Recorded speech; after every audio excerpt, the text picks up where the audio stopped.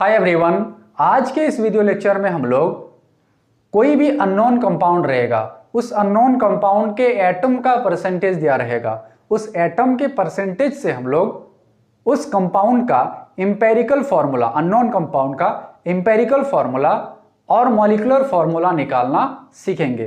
तो उससे पहले हम सीख लेते हैं ये इंपेरिकल और मॉलिक्यूलर फार्मूला होता क्या है। इंपेरिकल फार्मूला को हिंदी में मूलानुपाती सूत्र कहते हैं और मॉलिक्यूलर फार्मूला को आणविक सूत्र कहते हैं। तो आइए एक एक करके समझते हैं कि मॉलिक्यूलर फार्मूला क्या होता है और इंपेरिकल फार्मूला क्या होता है।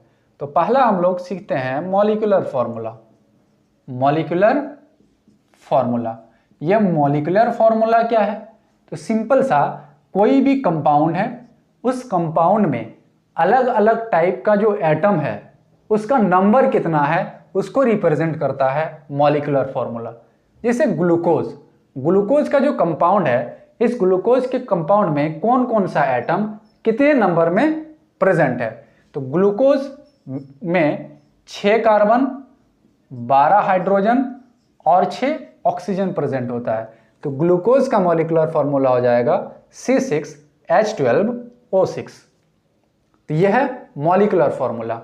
वहीं अगर इंपेरिकल फार्मूला का बात किया जाए, इंपेरिकल फार्मूला यानी कि मूलानुपाती सूत्र, तो इंपेरिकल फार्मूला हमें बताता है कि कोई भी कंपाउंड में जो वेरियस एटम्स हैं, अलग अलग एटम्स हैं, उस एटम्स का सिंपलेस्ट रेशियो क्या है उसके बारे में बताता है।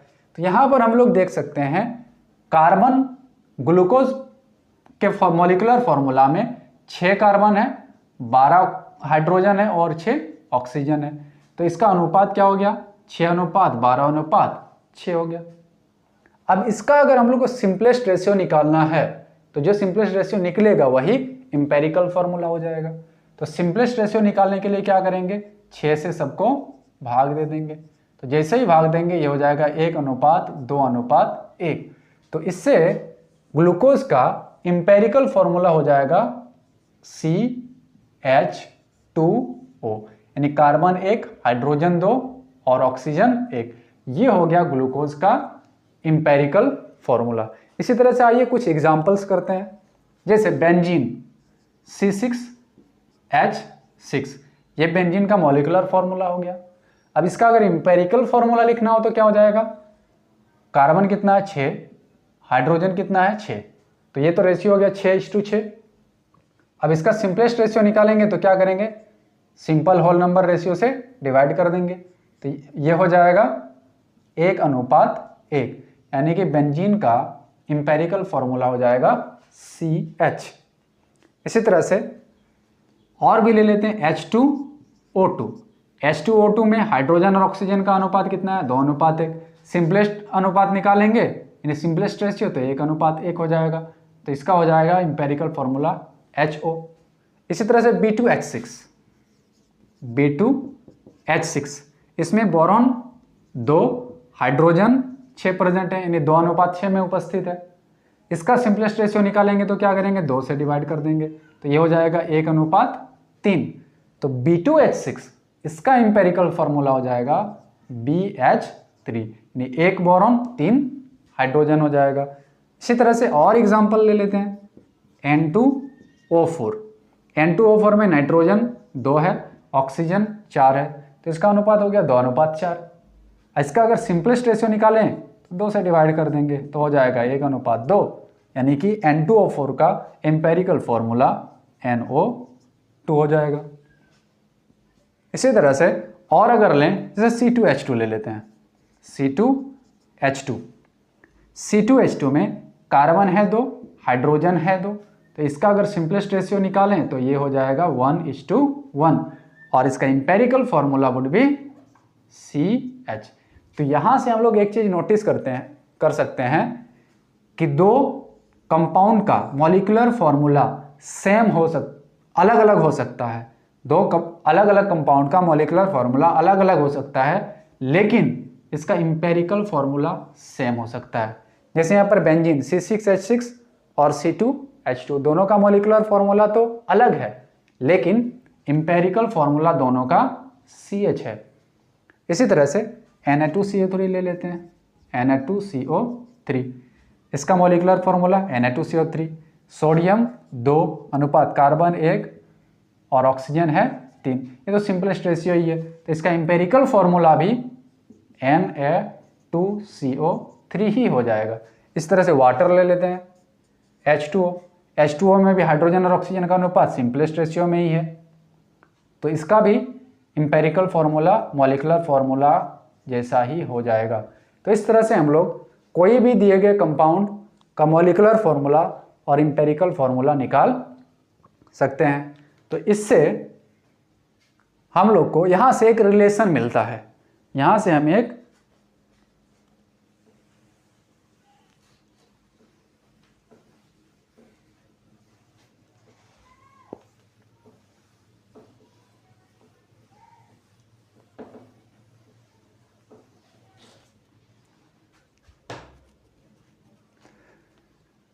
तो हम लोगों ने एम्पेरिकल फॉर्मूला भी निकालना सीख लिया।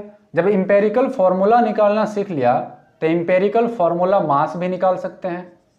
एम्पेरिकल फॉर्मूला मास, तो जिस तरह से हम लोग मॉलिक्यूलर मास निकालते थे कोई भी कंपाउंड का, उसी तरह से एम्पेरिकल फॉर्मूला मास भी निकाल सकते हैं। जैसे हमारे पास है एक एम्पेरिकल फॉर्मूला CH2O, इस एम्पेरिकल फॉर्मूला का मास निकालते हैं।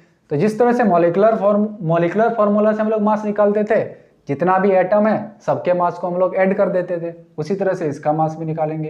कार्बन कितना है? एक कार्बन का होता है 12, प्लस हाइड्रोजन कितना है? 2, एक हाइड्रोजन का 1, प्लस ऑक्सीजन 1 ऑक्सीजन का 16, तो इक्वल टू हो जाएगा 1 गुना 12, 12 जोड़ 2 जोड़ 16, यानी 12 2 14, 16 कितना हो जाएगा? 30 ग्राम पर मोल हो जाएगा। यानी CH2O का जो एम्पेरिकल फॉर्मूला मास है वो 30 ग्राम हो जाएगा। इसी तरह से CH इसका एम्पेरिकल फॉर्मूला मास हो जाएगा 1 गुना 12 जोड़ 1 गुना 1 बराबर 13 ग्राम पर मोल। तो इस तरह से हम लोग एम्पेरिकल फॉर्मूला अगर दिया रहे तो उसका एम्पेरिकल फॉर्मूला मास निकाल सकते हैं। अब यहाँ पर एक चीज आता है कि मॉलिक्यूलर फॉर्मूला और एम्पेरिकल फॉर्मूला के बीच रिलेशन क्या है। तो molecular formula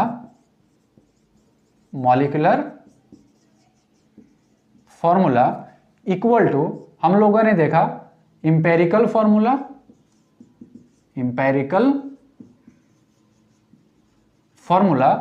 into simplest ratio जिससे डिवाइड करते थे मॉलिक्यूलर फॉर्मूला को, वो वाला नंबर उसको मान लेते हैं n।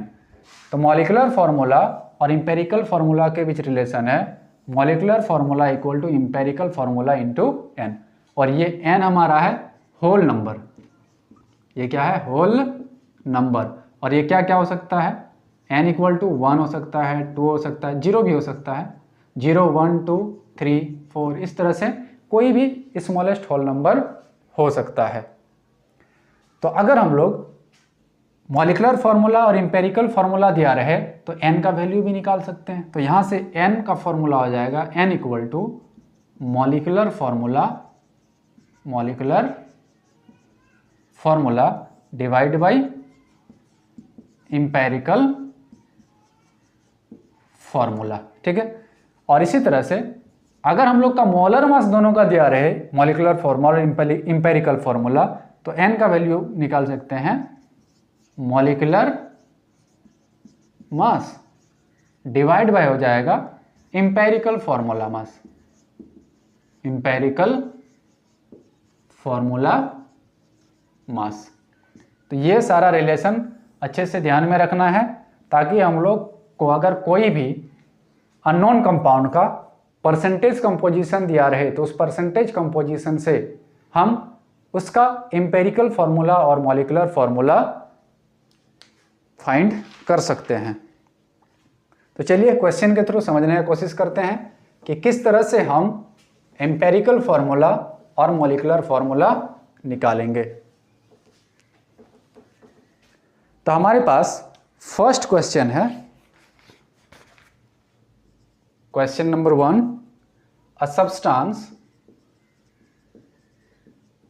substance on analysis on analysis gave the following percentage composition, gave the following percentage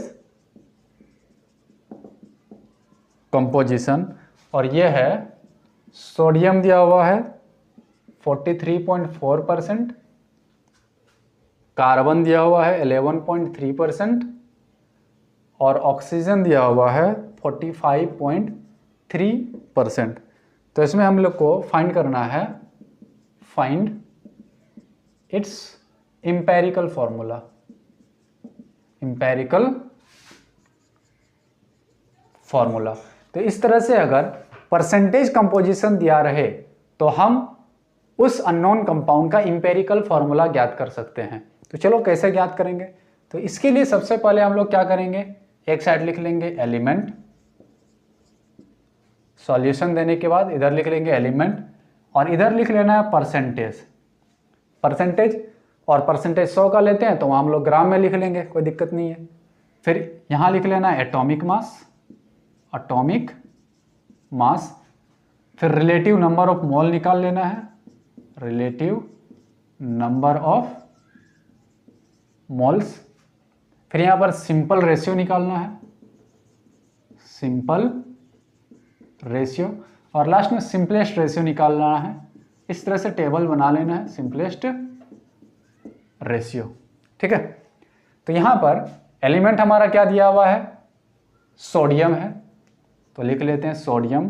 फिर दिया हुआ है कार्बन, फिर ऑक्सीजन। इस तरह से परसेंटेज सोडियम का कितना है 43.4%, यानी 43.4, तो ग्राम में लेंगे तो 43.4 ग्राम हो जाएगा। कार्बन का 11.3%, ऑक्सीजन 45.3%।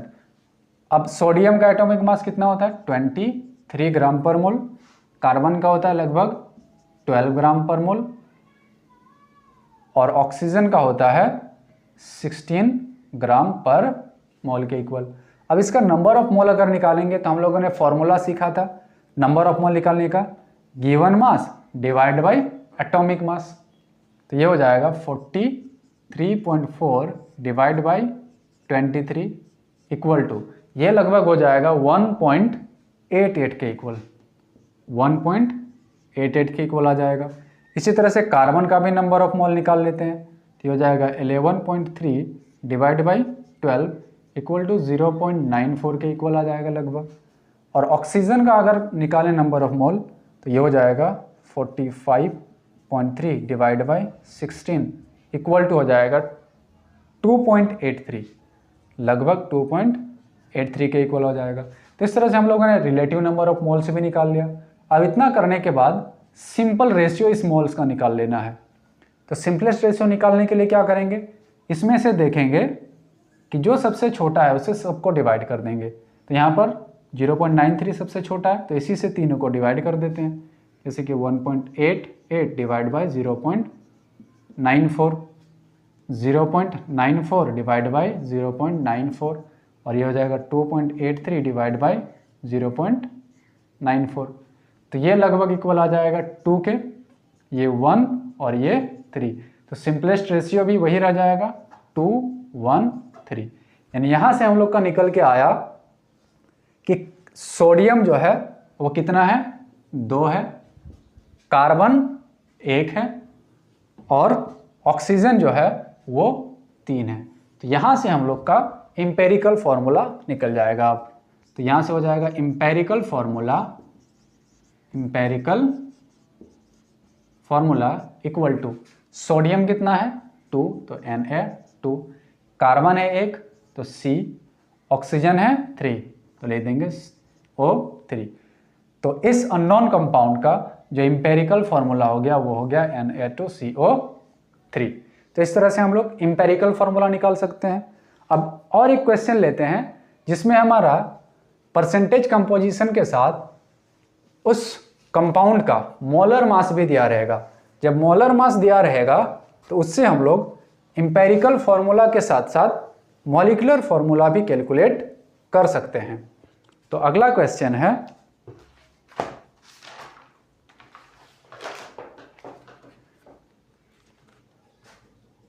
अगला एक क्वेश्चन है, एक ऑर्गेनिक कंपाउंड है, इसका कुछ डेटा दिया गया है। जैसे कार्बन का परसेंटेज दिया है 57.82%, हाइड्रोजन दिया गया है 3.6% और ऑक्सीजन दिया हुआ है हमारा 38.58%।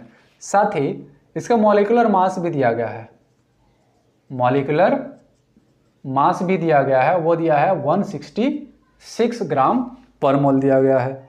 अब इससे हम लोग को इसका इंपेरिकल फॉर्मूला निकालना है, इंपेरिकल फॉर्मूला निकालना है, साथ ही साथ मॉलिक्यूलर फॉर्मूला भी निकालना है, मॉलिक्यूलर फॉर्मूला, इंपेरिकल फॉर्मूला साथ साथ मॉलिक्यूलर फॉर्मूला भी निकालना है। तो इसके लिए हम लोग क्या करेंगे, जैसा किए थे उसी तरह से इसका भी टेबल बना लेना है। एक साइड लिखना है एलिमेंट, फिर इधर परसेंटेज लिखना है, फिर एटॉमिक मास लिखना है, फिर रिलेटिव नंबर ऑफ मोल्स निकाल लेना है, फिर सिंपल रेशियो निकालना है, सिंपल रेशियो, उसके बाद सिंपलेस्ट रेशियो निकालना है, सिंपलेस्ट रेशियो।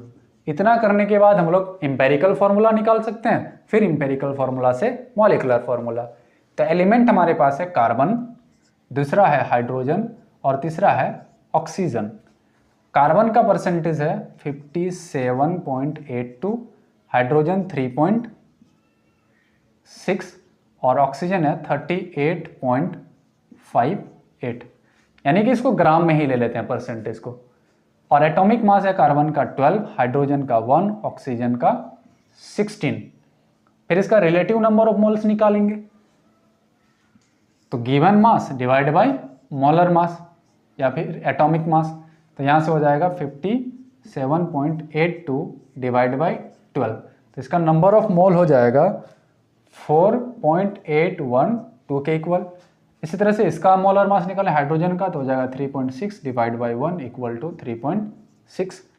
और इसका निकालें ऑक्सीजन का, तो 38.58 डिवाइड बाई 16 इक्वल टू हो जाएगा लगभग ये 2.40। अब इसका सिंपलेस्ट रेशियो निकालना है।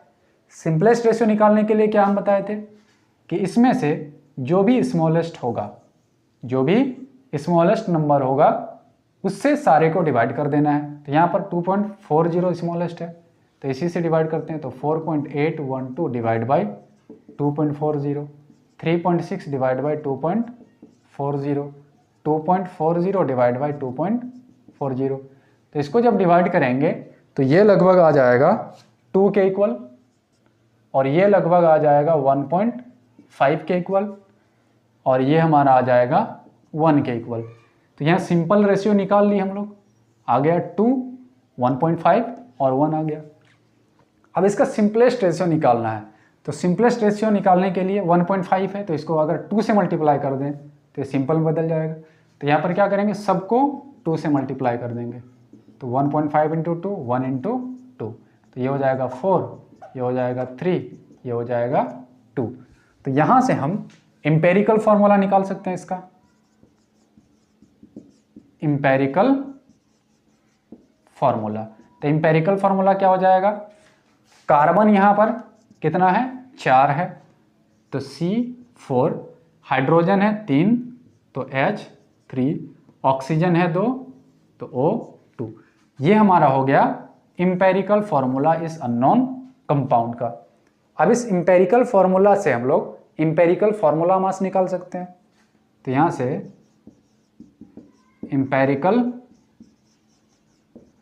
फॉर्मूला मास इक्वल टू हो जाएगा, 4 कार्बन है तो 4 गुना 12, एक कार्बन का 12 होता है तो 12, प्लस 3 हाइड्रोजन है तो 3 गुना 1, प्लस ऑक्सीजन 2 है तो 2 गुना 1 ऑक्सीजन का 16, तो 16 हो जाएगा। तो 12 चौके 48 जोड़ 3 गुना 1, 3 जोड़ 16 दूनी 32, बराबर ये हो जाएगा हमारा 48 और 35, ये हो जाएगा 83, यानी 83 हो जाएगा। अब जब इंपेरिकल फॉर्मूला मास निकाल लिए तो हम लोग n का वैल्यू निकाल सकते हैं और हमारा यहाँ मॉलिकुलर मास भी दिया गया है।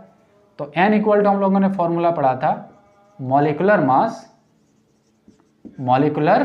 Mass divide by empirical formula mass, empirical formula मास। तो मॉलिकुलर मास हम लोग का दिया गया है 166 डिवाइड बाय इंपेरिकल फॉर्मूला मास हम लोगों ने निकाला 83, 2 से कट जाएगा तो n इक्वल टू निकल के आया 2। फिर हम लोगों ने मॉलिकुलर फॉर्मूला और इंपेरिकल फॉर्मूला के बीच रिलेशन पढ़े थे। तो इंपेरिकल फॉर्मूला तो ये है, तो मॉलिकुलर फॉर्मूला इक्वल टू होता है molecular formula equal to empirical formula into n होता है। इंपेरिकल फॉर्मूला हमारे पास है C4H3O2 इनटू कितना, n का वैल्यू हम लोगों ने अभी निकाला 2 है, तो 2 से मल्टीप्लाई कर देंगे तो ये हमारा हो जाएगा C8O6 और 2 दूनी 4 C8H6O4, ये हमारा मॉलिकुलर फॉर्मूला हो जाएगा। तो इस तरह से हम लोग आसानी से कोई भी अननोन कंपाउंड का इंपेरिकल फॉर्मूला और मॉलिकुलर फॉर्मूला कैलकुलेट कर सकते हैं।